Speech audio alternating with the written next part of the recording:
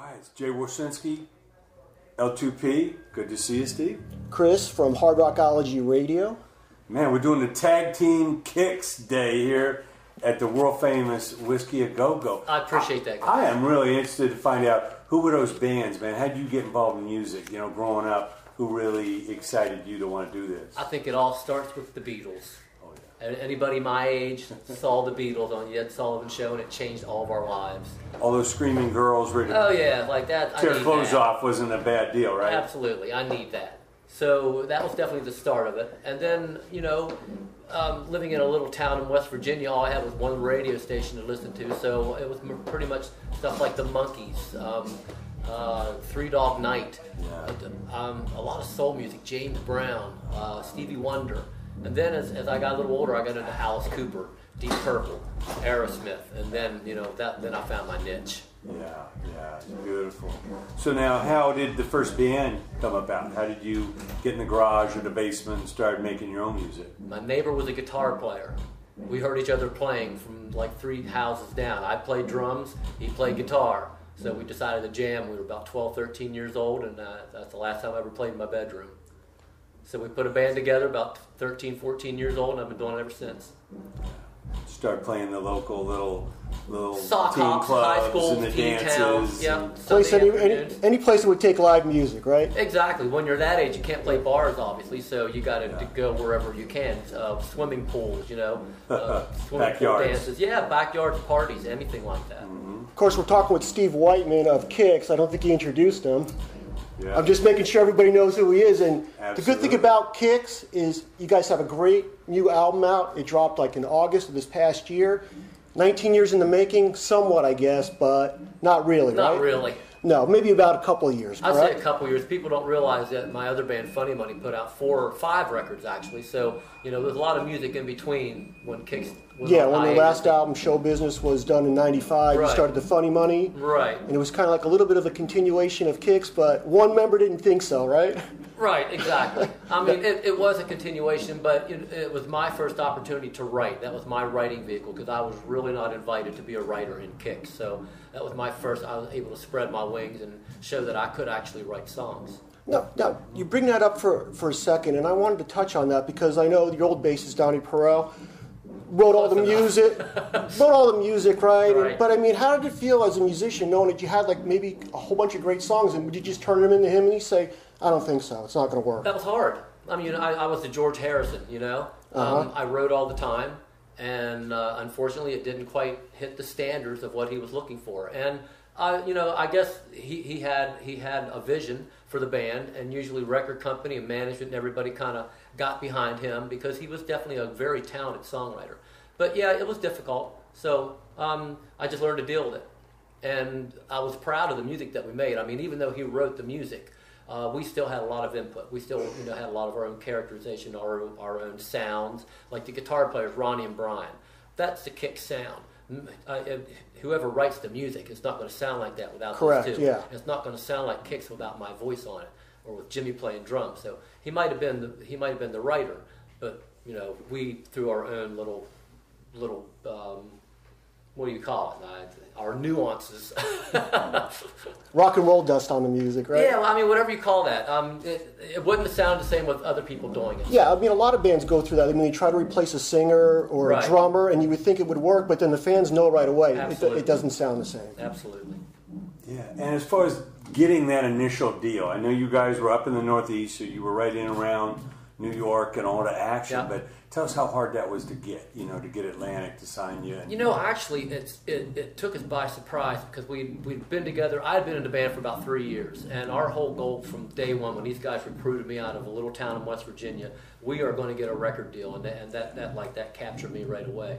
So I would say 3 years later, that's when we started to shop the material that Donnie had been writing, and we had all had been writing.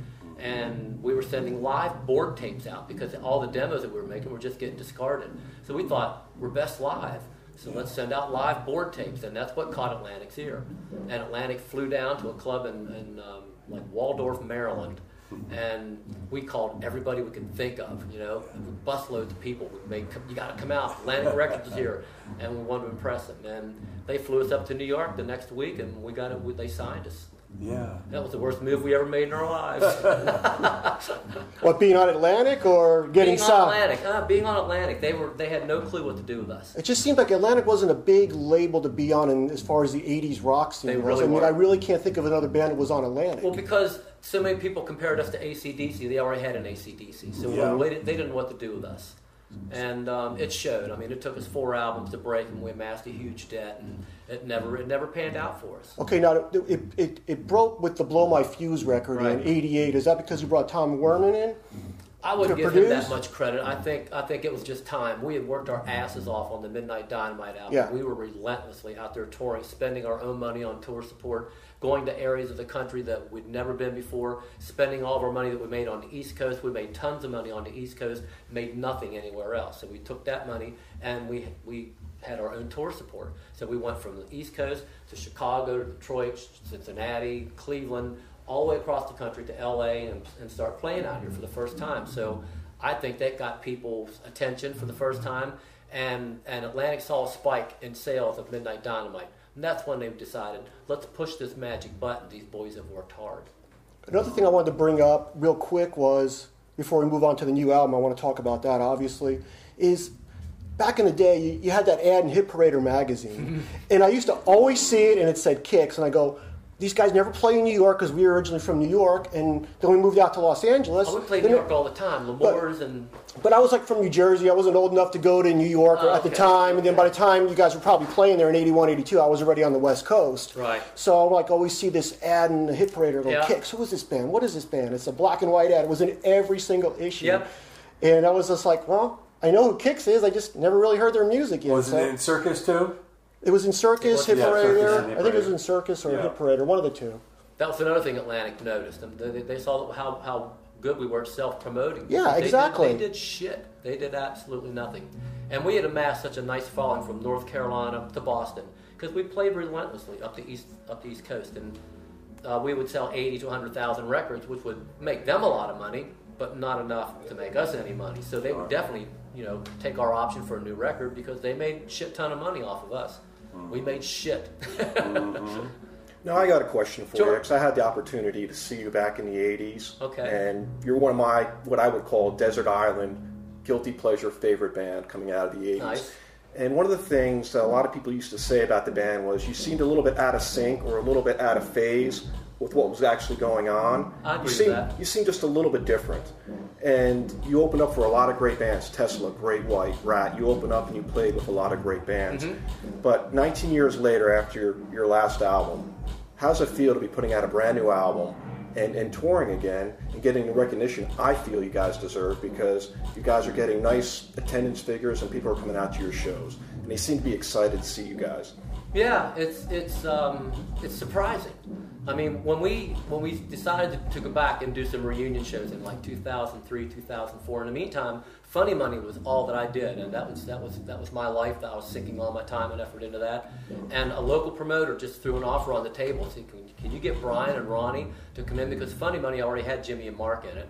And they said, "We can get these guys to come in and let's see what happens." And the crowds were overwhelming. So we just kept it to a regional thing for a couple of years, and then we got a call from Sullivan Big from Big Time Entertainment, and Sullivan had me on the phone for days saying, "I can book this band, I can get you guys out there." And I was, I'm like, "Yeah, right, go ahead." And he got us Rocklahoma, and Rocklahoma opened my eyes wide open because it was like 20,000 screaming fans, and that's what sort of got the ball rolling. So we hired Sullivan to be our agent, and little by little we were playing more festivals, playing more casinos, flying all over the country, and it evolved into what it is. Never saw it coming, never could have predicted it, but we're just riding the wave and enjoying it. Well, one of the things that we've always talked about on our show is there's a lot of bands that come up today, and even a lot of bands in the past, that don't have that stage presence, don't bring in the audience into what it is that they're listening to. And I will say this, having seen you guys, I mean, you guys pretty much blew off the stage anybody else that you guys were playing for. And what you guys are able to do as far as getting the crowd in there and getting the crowd into the music, I mean, is that something that is natural for you guys, or is that something that you guys had to work at? Because it's a very conscious effort. Very conscious effort. I mean, nobody's that good that you can just go out there and wing it, So we used to videotape our shows every single night, and by doing that, you learn so much. about what looks good, what looks bad. So it's through all that experience of playing and watching all those videos. I mean, we did it for years at Donnie's insistence, you know. I mean, we would critique lights, we critique sound, we critique each other, and through that we learned a lot. We learned what was cool and what was stupid. And I think that's what kind of built us and molded us into what we are now. So like a sports team, watching the films, yeah, getting better. Yeah, exactly. It's the first time I've ever heard a musician ever say they videotaped all their early shows to learn from it. Yeah. I mean, and back in the day, there wasn't like video cameras like we have now. The big old clunkers, you know. Exactly. Big VHS tape and stuff, and then you had to watch the whole tape all the way through. We would watch it in the bus or in the van every single night after the show. You guys razz each other going, what were you doing there? What's going on there? Well, when you pick out the cool things, oh, that's new, that's cool, we should keep that in the show. Or that's stupid, don't do that anymore. And don't say that, that's dumb. So you learn. You learn what to do and what not to do. Are you still keeping that dynamite stick for a microphone, or did you guys every get rid once of in a that? while, I'll just pull out the sparkler. You know, Okay. I'll just put the sparkler in my hand, and it's cheesy as hell. Kix was always about cheese. I mean, we never really took ourselves all that serious. We were never those fist pumping kind of guys. We don't try to outcool the audience. We're just trying to make them have a good time. We're up there having a good time. Let's bring the audience in and make them part of it. That's always been our philosophy. Let's make them laugh. Let's make them laugh. Talk a little bit about Don't Close Your Eyes. I mean, obviously a major breakthrough for you, MTV and all that. What's your greatest memory of that, and what did that help the band do? That got us on the charts. That got us into arenas. I mean, we were in arenas with Rat and Tesla. I guess it was Tesla and Great White was. Yeah, that was before Don't Close Your Eyes. Mm-hmm. With Cold Blood and Blow My Fuse. That album, you know, the big push was on from Atlantic Records. Parts of the country that had never heard of us were playing us on radio finally. So that's what got us into the arenas opening. And then Don't Close Your Eyes is what pushed it over the top and made it platinum. Mm-hmm. That's when we thought, okay, you know, we're on board now. Yeah. And then Nirvana showed up, and it was flush. The party was over. But a lot of people say when Guns N' Roses showed up, that was the end of the party too, I think. Yeah, but you know what? Guns N' Roses could have saved it. Had they not turned into what they did. I mean, totally agree with you. They could have saved it because they brought rock and roll back, and that, you know, we were in that same genre as them, and everybody loved them and respected them, and for some reason they fucked it all up. Yeah. And it's a shame because they really could have saved it. I would say one guy did. Yeah, we all know now. Yeah. But you know, back then, the double album, it just didn't make any sense. And then you just heard the stories and the fighting and the drugs, and it just and going on late every night and all that other stuff. Yeah, and making the crowds wait for hours, and they killed themselves, and they also flushed this genre with them because of all the Seattle stuff that was getting popular. All right, I don't blame them for the death of our genre of music, but they definitely had a part in it. They could have been a bigger part in saving it. Yeah. All right, well, you guys, so you have a brand new album out, Rock Your Face Off, and you mentioned this previously. You had the 4 or 5 albums with Funny Money, and great albums. I got them all. Thank you. And I will say this. I noticed, like you said earlier, that you're doing a lot more writing. You were doing a lot more writing. So, in a way, I guess I'll ask this, because you were able to get the core members back into the band. Right. And was a lot of this material already pre-written, maybe for another Funny Money album, or was this the intention all along to let's release a new Kix album? We released a live DVD CD in 2012 on Frontiers Records, and they put a bug in our ear saying they would love to have a new album, a new studio album from Kix, and that's what got us kind of churning. You know, it got everybody's juices flowing. I was writing for a new Funny Money CD. Mark was writing. And we just stopped right there. We thought, okay, anything that's getting written now and anything that's good for what we've already written, let's gear it towards that idea for a new Kix album. And the Frontiers thing didn't work out, and luckily we were able to reach Loud and Proud Records because we had a history with Tom Lipsky through the last Kix album in the show business. Tom was the head of CMC Records. So having Tom on board and being with Loud and Proud, it just made sense, and we all got gung-ho about it, then we got serious about it. And we just kept writing, and we got Taylor Rhodes involved. And I noticed that as well. He wrote a lot of the classic songs with you guys in the 80s. Having somebody that knew and understood the band's vision and what we were about was really vital, I think, in keeping us true to our sound and what he felt the fans would expect. Yeah, that's what I heard too in an interview that I believe one of your guitar players, Brian, mentioned that you had all this material, but you kind of needed somebody that wasn't in the band, that worked with the band, to kind of bring it back and give it that Kix sound. Because there was a lot we would have picked different songs had Taylor not been involved. Some songs were heavier, some songs weren't as heavy. And you're like, we let him pick them. We threw it all into a pile. We said, you pick them, and we trust you. Would you say this is from a band's perspective, a true Kix album, being that every member in the band It was the most a hand liberating album we've ever done because everybody got to contribute. When we all sat in the same room and we were able to speak up and go, I don't like that part, or I can make that better, or that lyric's stupid. And anybody could say that. We could never do that before. It was like whatever was put before us was stone. And this was the first time we were able to actually contribute and collaborate together. So it was liberating as hell. And we think we made a good Kix album. I mean, the fans seem to think, yeah, that sounds like Kix to me. Well, it sounds like Kix, but it doesn't sound like 1988, 1999. Thank God. It doesn't. It's got a modern sound, which you guys are afraid of adapting to, but it's still there. It doesn't sound like 20 years ago this came out. Right. I mean, Kix always had diverse music too. I mean, we could do a song like Heartache, or we could do Walking Away, and then we could do Mighty Mouth, and we could do Rock and Roll Overdose. We could go from side to side, and our fans still liked it. All right, going back now that you have the Kix albums, the Funny Money albums, is there a favorite that if you had to pick one of these albums that you were going to take and say, you know what, this is the album I'm probably the most proud of, or maybe a track or two that you're most proud of that you're, I guess, got your staple all over? There's got to be two. I mean, for Kix, it's got to be Blow My Fuse, because that's the one that finally got us the attention that we really deserved.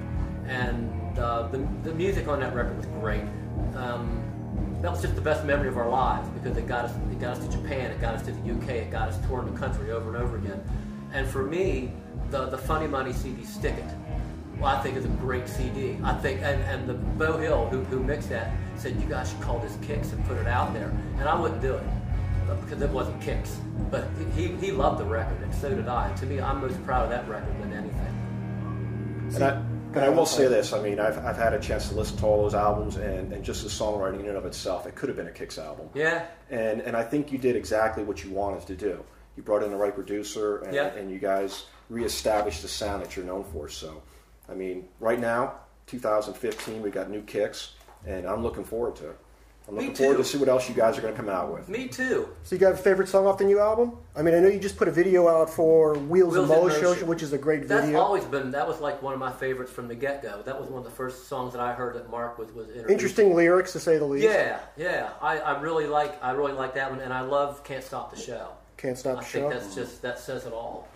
I'm kind of like interested in Inside, Outside, In. That's kind of an interesting song too. That was just, I mean, I was writing for Funny Money at the time, and I wrote from the heart. I mean, that's about me and my family, and, you know, that's how falling in love with my wife 31 years ago, and we're still together, 2 kids later. And I just wrote from the heart. The story behind the song now we know. Yeah. Exactly. So let's talk about the album cover real quick. Explain that to me real quick. I have no idea. No idea? I had nothing to do with that. You want to film that real quick? Well, I don't know. How do you explain that? I know it's obviously a bomb. Yeah, it's Rock Your Face Off. So the idea is that Kix is the bomb goes off with the music, and the music just blows your face off. But this one guy's holding his ears. It's like, that's really going to help. I know. It's funny. I was not really supportive of the name of the album. I mean, when they decided that was what it was going to be, I'm like, that's not my favorite, not what I would choose to call the record. But all right, well, what would you have chose? I would have chose Don't Stop the Show. Don't Stop. That to me sounds a little bit more, I don't know, Rock Your Face Off. Do I really want my face rocked off? No, because I want to rock from another day. It also came from the song, and we were even on the fence of that as a title for a song. We just thought that's kind of childish sounding. But everybody liked it, and the record company liked it. And when the head of the record company tells you, no, that's what it is, well, that's what it is. Yeah. But, you want to keep them excited. Yeah. You know? I mean, the album title doesn't matter. It's what's on the album that matters. So as long as people give it a chance and don't judge it by its cover. Well, it's the songs that we remember. Exactly. All this music comes out. What do we remember 20, 30 years ago? It's the songs. Exactly. Yeah, you don't remember album covers. You don't remember album titles. You remember what was on the album. You got anything you want to add, Matt? Yeah, one of the questions we like to ask our guests on our show, Spinal Tap moment. You are in the industry, so I could write a book. Are you kidding? Okay, well, here we go. You got one moment that just really stands out. Yeah, actually, the first time we saw Spinal Tap, we were playing Brooklyn L'Amour's, and you don't go on to like 3 a.m. in Brooklyn, so you got to go kill some time. And we decided to go see the movie Spinal Tap. So we're in there watching, and we were all looking at each other, going, man, we should never have come to see this on this night we got to play, because it was all so true. I mean, everything that they went through, we all lived all that shit. Yeah. And then when we came out, it was raining to beat the band, and we got in the van had a flat tire. And we had to go out there and change a flat fucking tire in pouring down rain on our way to a show that we didn't want to do anymore because we just saw Spinal Tap. Wow. No, I got so many of those stories. I mean, man, promoters pulling guns and all kinds of shit. We'll have to tap you for another interview just for those stories. Yeah. That's why you got to have a sense of humor about it. Roll with the changes and make the most out of what you got. Absolutely. If you don't have a sense of humor, you can't be in a band. No. All right, one last question. Okay. There's going to be a lot. There's going to be 2 last questions. Okay, 2 last questions. But if you want to ask one more, obviously. I'll ask you this: if people are going to go see you guys in concert, I've seen you guys before. Mm-hmm. What can they expect from a Kix show right now? What are they going to get seeing you guys live on stage? A visual band, a lot of energy. Hopefully, I'll come up with some funny stuff that's going to, make them laugh and like I say, forget about your problems. Come in and have some fun. We don't preach, we don't do anything, but just play high energy rock and roll and just try to have a great time. I hate to say we're a party band, because I think we're more than that. We're just we're very serious about what we do, and our presentation is very well thought out. And everybody works really hard at being the best they can be, staying in good shape, taking care of themselves. And when we hit that stage, it's really important that we put on a good show. As far as the specialness being here at the Whisky A Go Go, obviously everybody from Hendrix to Zeppelin, from the Who to that guy. Judas Priest, they've Marilyn Manson, Van Halen, Motley Crue, they've all played here. Yeah. So what specialness do you have just being one, another nail in this wall here of all the legendary rock and roll? I don't look at the room. I look at the people. I mean, the room is just a shell. It's the people that fill it up. Bricks and mortar. Tonight's show is totally different from any other show that's ever been here. Yeah. So I don't worry about the legend of the building. I worry about the crowd that's going to show up and give them the best show possible. Yeah, and LA's always been a good crowd for you. LA's always been great to us. That's why we're back. Yeah, fantastic. I just wanted to do a quick word association with you. I mean, I always have fun with this. Because I hear the sound check. Exactly. Auto-tune. Fuck auto-tune. All right. Motley Crue. I didn't appreciate Motley Crue until after Kix broke up. I felt they were overrated, to be honest. I didn't think that they were that much better than we were, but they blew our doors off as far as sales and popularity. But as I listened to them more and more, I've really learned to appreciate what they did and what they were about. So it took me a while to grasp what they were about. Rock and Roll Hall of Fame? Fuck, no chance. Just in general? Oh, in general, I think it's horse shit. Okay. I mean, it doesn't matter. Eddie Trunk? Love Eddie. And Headbangers Ball, the old MTV show that you were a host of. Great times. Had some very funny moments on there that people. In fact, last time we were. I still remember you guys being the host. Out of all the musicians that were hosts, I always remember because we were funny. Exactly. We got people's attention. That's what I try to do when I get in front of people: is make an impression. Don't just go up there and go through the motions and be like everybody else. Be yourself. I'm a funny guy, so use that shit on stage. Yeah. All right. Thanks a lot, man. Thanks, brother. Pleasure.